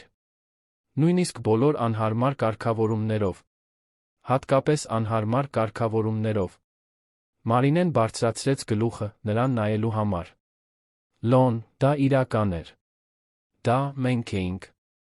Եվ դա անսահմանորեն ավելի լավ է, քան ցանկացած կատարյալ ֆանտազիա։ Նա նրան ավելի մոտ քաշեց, բռնելով նրան, կարծես աշխարհի ամենաթանկ բանը լիներ։ Ես քեզ սիրում եմ, Մարինե Ալեքսանյան։ Նա ժպտաց, լսելով նոր ազգանունը։ Ես քեզ սիրում եմ, Լոն Ալեքսանյան։ Նրանք այդպես քնեցին, միահյուսված երկու աշխարհ, որոնք միացան ստեղծեցին ինչ-որ նոր բան։ Ինչ-որ գեղեցիկ։ Հաջորդող ամիսները լի էին կարգավորումներով, բացահայտումներով։ Մարինեն տեղափոխվեց Պենթհաուս, իր հետ բերելով գույն, կյանք ծիծաղ։ Նա Լոնի սառը գրասենյակը վերածեց ավելի հարմարավետ տարածքի։ Տունը լցրեց լուսանկարներով, բույսերով, հիշողություններով։ Լոնը իր հերթին դարձավ մշտական ներկայություն Ջուլիայի բնակարանում, երբ Մարինեն այցելում էր, մասնակցելով ընթրիքներին, լսելով բամբասանքներ, դառնալով նրա սիրելի պարզ կյանքի մի մասը։ Հարաբերությունները Անտոնի հետ ծաղկեցին։ Երկու տղամարդիկ փոխադարձ հարգանք զարգացրին, կանոնավոր հանդիպելով ֆուտբոլ դիտելու, կյանքի մասին խոսելու համար։ Լոնը նույնիսկ սկսեց օգնել Անտոնին ֆինանսական հարցերում, ոչ թե հովանավորող կերպով, այլ ինչպես ընտանիքն է օգնում ընտանիքին։ Աշխատանքում Մարինեն շարունակեց իր պաշտոնում, հրաժարվելով որեհատուկ վերաբերմունքից, սեփականատիրոջ հետ ամուսնացած լինելու պատճառով։ Լոնը հարգեց դա, պահպանելով մասնագիտական կյանքը անձնականից առանձին։ Բայց ընկերության բոլորը նկատեցին նրա փոփոխությունը։ Սառը անողոք մարդն ավելի մարդկային էր դարձել։ Դեռ պահանջկոտ, դեռ հմուտ, բայց մի համբերությամբ, որը նախկինում չկար։ Մի հասկացողությամբ, որը զարմացնում էր բոլորին։ Մարտահրավերներ, իհարկե, կային։ Օրեր, երբ Լոնի հիասթափությունը իր ֆիզիկական սահմանափակումներից նորից դուրս էր գալիս։ Գիշերներ, երբ Մարինեն իրեն անապահով էր զգում, հարցնելով, թե արդյոք բավականաչափ լավն էր այդ աշխարհի համար։ Պահեր, երբ արտաքին մարդկանց նախապաշարմունքները փորձում էին խաթարել այն, ինչ նրանք կառուցել էին։ Բայց նրանք ամեն ինչ միասին հաղթահարեցին։ Լոնի դժվար օրերին Մարինեն այնտեղ էր, ոչ թե կարեկցանքով, այլ ուժով, հիշեցնելով նրան այն ամենի մասին, ինչ նա ձեռք էր բերել, այն ամենի մասին, ինչ նա դեռ կարող էր անել։ Նրա անապահովության պահերին Լոնը բռնում էր նրան, կրկնակի ասելով, որ նա հենց այն էր, ինչ իրեն պետք էր, որ նրա պարզությունը նրա ամենամեծ ուժն էր, ոչ թե թուլությունը։ Ամուսնությունից 1 տարի անց, Պենթհաուսում մի հանգիստ գիշեր, Մարինեն նայեց Լոնին, ով աշխատում էր իր նոթբուքի վրա, կենտրոնացած։ Նա դիտեց նրա դեմքի գծերը, այն, թե ինչպես էր նրա ճակատը կնճռոտվում, երբ նա կենտրոնացած էր, նրա մատների շարժումը ստեղնաշարի վրա։ Եվ զգաց երախտագիտության այնքան ուժեղ ալիք, որ գրեթե ցավում էր։ Ինչ ես մտածում, հարցրեց Լոնը, բարձրացնելով աչքերը։ Ինչքան բախտավոր եմ։ Նա ժպտաց։ Կարծում եմ, ես եմ այստեղ բախտավորը։ Մարինեն վեր կացավ բազմոցից քայլեց դեպի նրան, նստելով նրա ծնկներին, մի դիրք, որը բնական էր դարձել նրանց միջ։ Նա ձեռքերը դրեց նրա պարանոցի շուրջը։ Գիտես, ինչ նկատեցի։ Ինչ։ Որ այդ վերելակում, երբ կարծում էի, որ դա իմ կյանքի ամենավատ օրն է, իրականում ապրում էի իմ գոյության լավագույն գլխի սկիզբը։ Լոնը ձեռքերով բռնեց նրա դեմքը։ Ես նույն բանն էի մտածում։ Կարծում էի, որ դա պարզապես մի ձանձրալի օր կլինի։ Եվ հետո դու պատասխանեցիր այդ հեռախոսին, ամեն ինչ փոխեցիր։ Նրանք համբուրվեցին, դանդաղ, վայելելով պահը։ Երբ բաժանվեցին, Մարինեն հենեց ճակատը նրա ճակատին։ Մենք խոստացանք միասին ծերանալ, հիշում ես։ Հիշում եմ։ Ես անհամբեր սպասում եմ դրան։ Բոլոր սովորական առավոտներին։ Բոլոր շուկայական խմորեղեններին։ Բոլոր մարտահրավերներին, որոնց մենք բախվելու ենք։ Որովհետև դա քեզ հետ է լինելու։ Լոնը ժպտաց այդ հազվագյուտ գեղեցիկ ժպիտով, որն այժմ հաճախ էր հայտնվում։ Եվ դա քեզ հետ է լինելու։ Այն կնոջ հետ, ով ինձ սովորեցրեց, որ սայլակը ինձ չի սահմանում։ Ով ինձ ցույց տվեց, որ ես դեռ կարող եմ սիրել։ Ով ինձ ստիպեց նորից ապրել ցանկանալ։ Մարինեն երջանկության արցունքներ զգաց աչքերում։ Մենք իսկապես հաջողեցինք, այնպես չէ՞։ Ինչ հաջողեցինք։ Ապացուցել, որ իսկական սերը գոյություն ունի։ որ այն չի ճանաչում սոցիալական դասեր, ֆիզիկական սահմանափակումներ կամ աշխարհների տարբերություններ, որ երբ այն իրական է, այն հաղթահարում է ամեն ինչ։ Լոնը նրան քաշեց մեկ այլ համբույրի. Այո, մենք հաջողեցինք։ Եվ մենք կշարունակենք դա ապացուցել ամեն օր։ Եվ հենց դա էլ նրանք արեցին։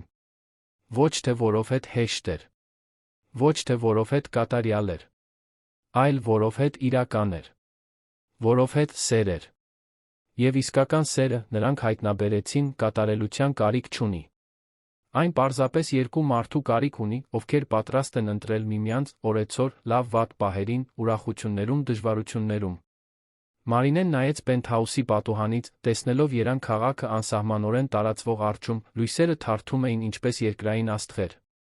Այնտեղ միլիոնավոր մարդիկ կային, ապրելով իրենց կյանքը, փնտրելով կապեր, սպասելով սիրո։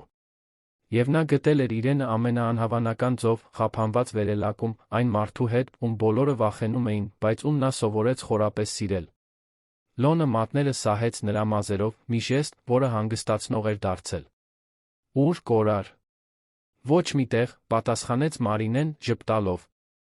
Ես հենց այնտեղ եմ, որտեղ պետք է լինեմ։ Քեզ հետ։ Եվ այդ պահին Երանի վերի լուռ պենթհաուսում երկու աշխարհ, որոնք երբեք չպետք է հանդիպեին, կատարելապես միացած էին։ Համբերության, հաղթահարման, խոցելիության, վստահության պատմություն։ Ապացույց, որ երբեմն լավագույն սերերը սկսվում են ամենաանսպասելի վայրերում։ Եվ որ մարդու իրական արժեքը նրա բանկային հաշվի, նրա ֆիզիկական վիճակի կամ նրա սոցիալական դիրքի մեջ չէ։ Այն նրա սրտում է։ Նրա սիրելու կարողության մեջ։ Նրա իրական լինելու պատրաստակամության մեջ։ Մարինեն Լոնը կատարյալ չէին։ Նրանք ունեին սպիներ, վախեր, անապահովություններ։ Բայց նրանք ընտրել էին միասին քայլել, կամ ավելի ճիշտ, միասին շարժվել, յուրաքանչյուրը իր ռիթմով, բայց միշտ կողք կողքի։ Եվ ի վերջո, դա էր ամենակարևորը։ Ոչ թե կատարելությունը, այլ ներկայությունը։ Ոչ թե դժվարությունների բացակայությունը, այլ այն վստահությունը, որ ինչ էլ որ պատահի, նրանք միասին կլինեն։ Եվ մինչ գիշերը Երանը ծածկում էր իր առեղծվածի թիկնոցով, այդ պենթհաուսում միայն լույս կար։ Իսկական սիրո լույսը։ Երկու հոգիների լույսը, որոնք հանդիպեցին բոլոր հավանականությունների դեմ, որոշեցին, որ արժե պայքարել այն զգացմունքների համար, որոնք նրանք ունեին։ Որովհետև ի վերջո, բոլորն արժանի են տեսնվելու։ Արժանի են սիրվելու։ Արժանի են գտնելու մեկին, ով կնայի արտաքինից այն կողմ, սահմանափակումներից այն կողմ, տարբերություններից այն կողմ։ Մեկին, ով կտեսնի էությունը։ Եվ Մարինեն Լոնը դա գտել էին միմյանց մեջ։ Եվ դա մի պատմություն էր, որը նրանք կպատմեին հաջորդ 50 տարիների ընթացքում, միշտ ժպիտներով շրթունքներին երախտագիտություն սրտերում։ Մի պատմություն, որը սկսվեց կոտրված վերելակով ամոթալի խոստովանությամբ։ Եվ որը վերածվեց ամենագեղեցիկ սիրո, որը երկուսն էլ երբեք ճանաչել էին։ Պատմության ավարտը սիրելի ունկնդիրներ, հուսով ենք, որ Մարինեի Լոնի պատմությունը դիպել է ձեր սրտին։ Եթե դուք հուզվեցիք սիրո հաղթահարման հոգիների հանդիպման այս ճանապարհորդությունից, թողեք ձեր հավանումը, բաժանորդագրվեք ալիքին մեկնաբանություններում պատմեք, թե ինչն է ձեզ ամենաշատը տպավորել։ Արդյոք դա վերելակի պահն էր։ Ամուսնության առաջարկը Մարինեի հոր խոհանոցում։ Այն ձը, թե ինչպես նրանք միասին դիմակայեցին բոլոր մարտահրավերներին։ Մենք ուզում ենք իմանալ։ Ամեն օր մենք ներկայացնում ենք նմանատիպ ինտենսիվ պատմություններ, որոնք բացահայտում են մարդկային հոգու ամենախոր կողմը, որոնք ցույց են տալիս, որ իսկական սերը գոյություն ունի, կարող է փոխել կյանքեր։ Իրական, հուզիչ պատմություններ, որոնք ստիպում են մեզ հավատալ, որ արժե սպասել ճիշտ մարդուն։ Սպասում ենք ձեզ հաջորդ դրվագում, մեկ պատմությամբ, որը կդիպչի ձեր հոգուն, կստիպի ձեզ հավատալ սիրո ուժին։ Մինչ հանդիպում։